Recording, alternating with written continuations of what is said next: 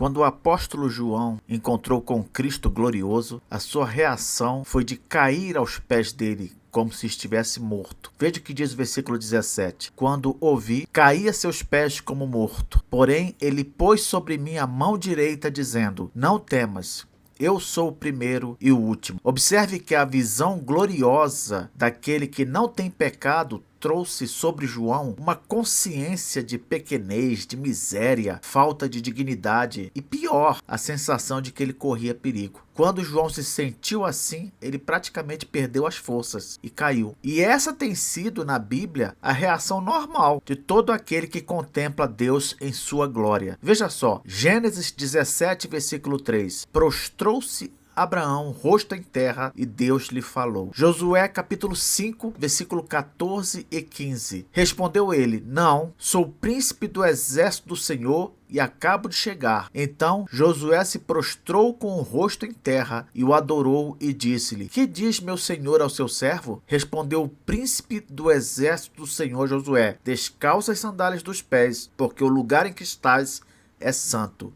E fez Josué assim. Temos também Juízes, capítulo 13, versículo 20. Sucedeu que, subindo para o céu a chama que saiu do altar, o anjo do Senhor subiu nela. O que vendo Manoá e sua mulher caíram com o rosto em terra. E por fim, Ezequiel capítulo 1, versículo 28. Como o aspecto do arco que aparece na nuvem em dia de chuva, assim era o resplendor em redor. Esta era a aparência da glória do Senhor. Vendo isto, caí com o rosto em terra e ouvi a voz de quem falava. Você já percebeu que algumas igrejas evangélicas, elas tratam as manifestações de Deus como se fosse algo corriqueiro, comum, como se essas manifestações não trouxessem consigo qualquer consciência de pecado, qualquer temor, como seria de se esperar à luz da Bíblia? Então, essa banalização das manifestações do Senhor, que a gente vê em muitas igrejas, elas fazem o ser humano de forma geral, inclusive o que não é crente, considerar essas manifestações como falsas, como invenções humanas. Não levam essas coisas a sério. Toda hora um membro, todo culto, uma revelação, uma manifestação, como se Deus fosse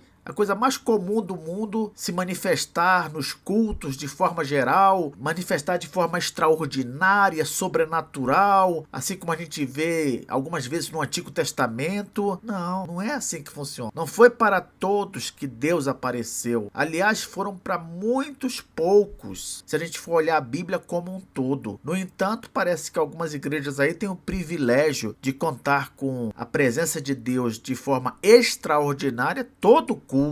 Como é que o mundo vai levar a sério uma coisa dessas? Como é que as outras igrejas evangélicas também vão ver com seriedade as igrejas irmãs que fazem coisas desse tipo? Então temos que pensar muito antes de querer aparentar para o mundo alguma coisa que na verdade não é uma realidade, está mais para um teatro do que para uma coisa real. Toda vez que Deus se manifestava nas escrituras diante do homem, a reação natural, normal dele é se prostrar de temor, consciente de pecado, sabendo que ele não era nada, era só pó diante de Deus. Lembremos de Isaías, lá em Isaías capítulo 6, quando ele teve aquela visão da glória do Senhor, a primeira coisa que ele pensou: ai de mim, porque a consciência de pecado foi imediata. Mas quando João viu ali Jesus glorioso e caiu, ele diz que Jesus veio até ele e pôs sobre ele a sua mão direita. Eu já falei aqui nesse estudo que a mão direita é a mão de poder, é a mão que protege, é a mão que guarda. Normalmente a mão direita é considerada assim. E Jesus tocou em João, provando que ali não era simplesmente uma visão, mas um encontro real, e disse: não temas. E aí eu pergunto para você, será que nessa hora João se lembrou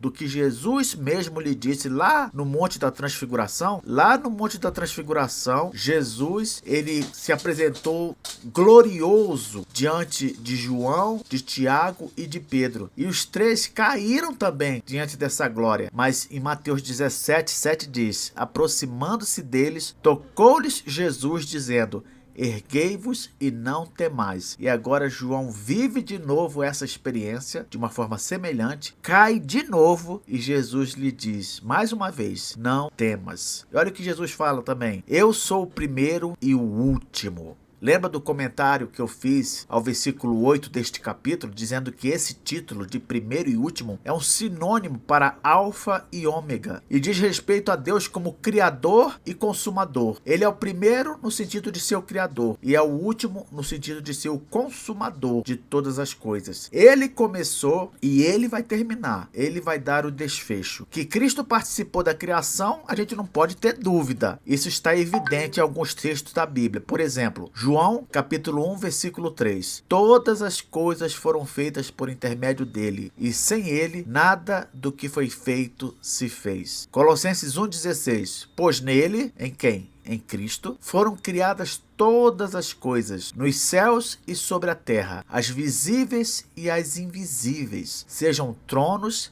sejam soberanias, quer principados, quer potestades.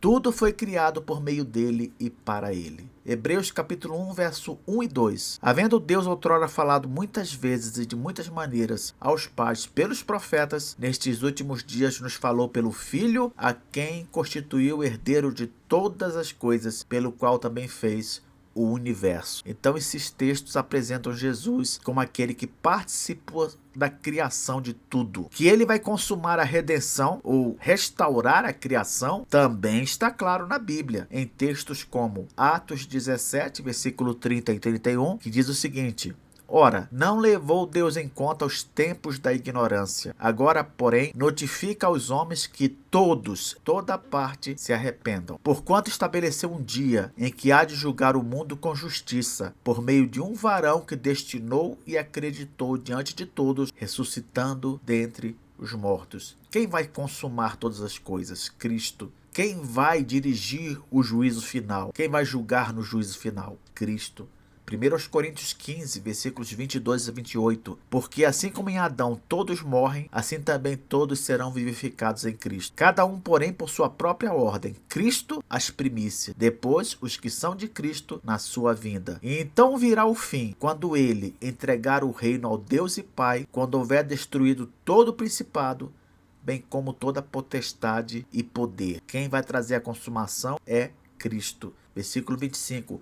Porque convém que ele reine, até que haja posto todos os inimigos debaixo dos pés. O último inimigo a ser destruído é a morte. Porque todas as coisas sujeitou debaixo dos pés. E quando diz que todas as coisas lhe estão sujeitas, certamente exclui aquele que tudo lhe subordinou. Quem? O Pai, é claro. Versículo 28. Quando, porém, todas as coisas lhe estiverem sujeitas, então o próprio Filho também se sujeitará àquele que todas as coisas lhe sujeitou, para que Deus seja tudo em todos. Olha o que mais que Jesus tem a nos dizer aqui quando falou com João. Ele disse que era o primeiro e o último, e diz aqui também no versículo 18: e aquele que vive, estive morto, mas eis que estou vivo pelos séculos dos séculos, e tenho as chaves da morte e do inferno. Veja que interessante. No texto original nós temos literalmente: eu sou o que vive. Por que Jesus é aquele que vive no sentido singular, diferente de todos os outros que vivem? Por quê? Porque Jesus é aquele que se tornou o primeiro de uma série de novos vivos, se é que a gente pode falar assim. Por quê, professor? Porque todos os outros que viveram antes de Jesus, né? O que aconteceu com eles? Eles todos morreram.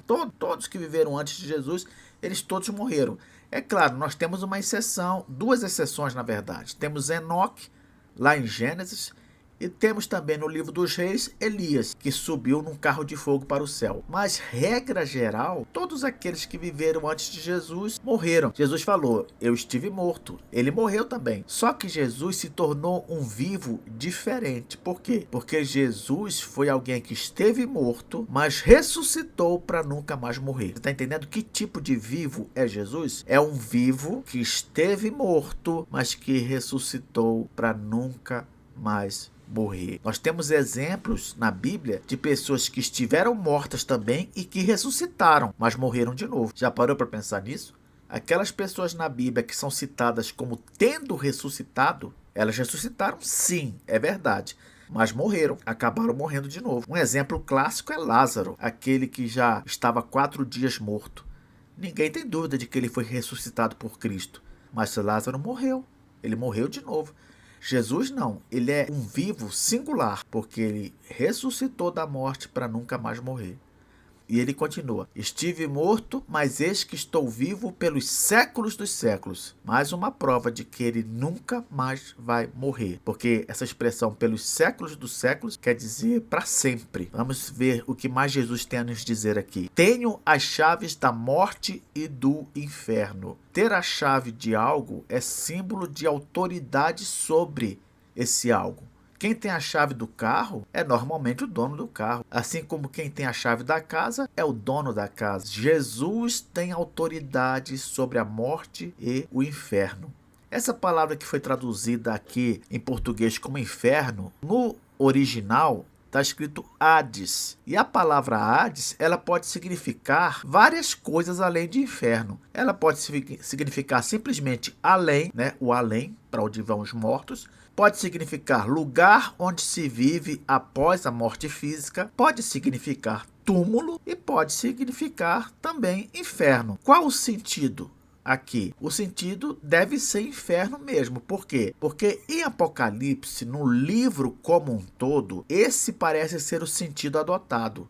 Se você for lá, por exemplo, no capítulo 20, versículo 14, é dito que tanto a morte quanto o Hades serão lançados no lago de fogo, num contexto de castigo. Então, parece que João, no Apocalipse, ele normalmente entende a palavra Hades, do grego, como se referindo ao inferno mesmo. Então Jesus tem autoridade sobre a morte e sobre o inferno. Tanto é verdade que quando ele voltar, ele vai chamar as pessoas do túmulo e todas elas sairão para o juízo final. Somente alguém que tem autoridade sobre a morte poderia fazer uma coisa dessas. E com respeito ao inferno, é justamente o Senhor Jesus que acaba decidindo o destino eterno de cada um. Porque você ir para o céu ou ir para o inferno no final vai depender de você aceitar ou não Jesus como Salvador. Então, na verdade, o destino da pessoa está atrelado a Cristo. Não há como escapar disso. Então ele está certo em dizer: eu tenho autoridade sobre a morte e sobre o inferno. Por fim, temos aqui o versículo 19, Jesus ainda falando. Ele diz o seguinte: escreve, pois, as coisas que viste, está falando para João, e as que são, e as que hão de acontecer depois destas. Muitos estudiosos do Apocalipse, eles veem neste versículo 19 uma espécie de divisão do livro. É como se fosse assim: o livro estaria dividido em 3 partes. Na primeira parte, João fala das coisas que ele viu. Na segunda parte, ele fala das coisas que são. E na terceira parte, ele fala das coisas que hão de acontecer depois destas.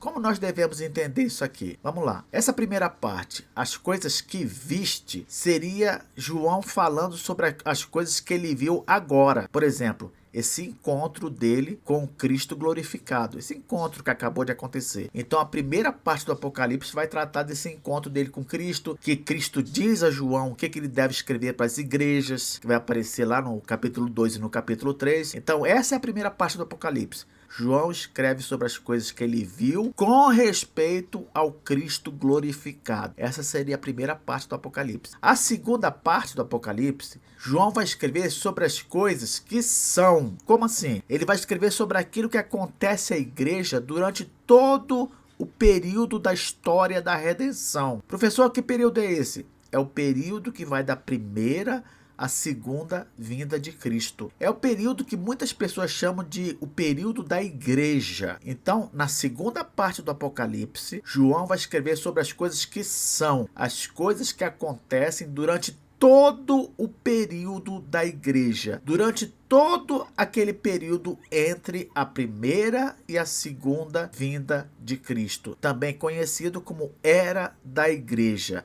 São o conteúdo das visões que vão ser intermediadas pelo anjo, lembra? Não vai vir o anjo e vai explicar para João algumas visões? Pois é, essas visões que o anjo vai explicar, elas dizem respeito a tudo aquilo que acontece na era da igreja. E a terceira fase do livro de Apocalipse, a última parte, ele vai tratar do quê? Das coisas que hão de acontecer depois destas 2 primeiras coisas. E quais são as coisas que hão de acontecer depois? as coisas finais, as coisas dos últimos dias da igreja. Quais são? A volta de Cristo, o juízo final, a condenação do diabo, do anticristo, a inauguração do novo céu e da nova terra. Então, na terceira parte do Apocalipse, nós vamos ver sobre aquelas coisas que hão de acontecer depois destas primeiras duas coisas aqui. É isso que a gente pode entender como a divisão do Apocalipse. 3 partes. Primeira parte, recapitulando. Primeira parte, ele fala sobre as coisas que ele viu em relação a Cristo. O Cristo glorificado, o que Cristo quer que ele diga às igrejas, isso. Na segunda parte vai falar sobre o que acontece durante a era da igreja. Essa é a segunda parte. E na terceira parte ele vai falar sobre as coisas que hão de acontecer depois destas duas primeiras coisas. Quais são as coisas que hão de acontecer no final? A volta de Cristo, o juízo final, a condenação dos inimigos de Deus, a inauguração do novo céu e da nova terra. Então terminamos por aqui e nos vemos na próxima aula.